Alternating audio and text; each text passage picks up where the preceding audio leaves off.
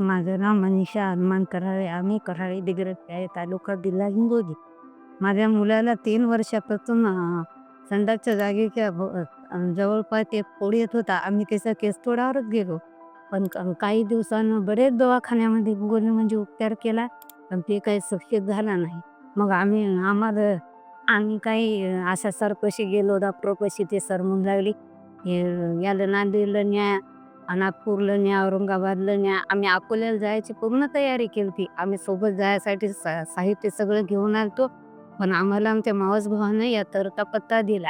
मग त्यानंतर आम्ही इथं सरपाशी म्हणलं जाऊन आपण काय ट्रीटमेंट देतात ते बघावं. त्याच्यासाठी मग आम्ही इथं आलो. त्या सरनं काय आहे ते क्लिअर आम्हाला सांगितलं, की तुम्ही MRI करून आणा. ही टेस्ट तुम्हाला कुठे पण करावं लागेल.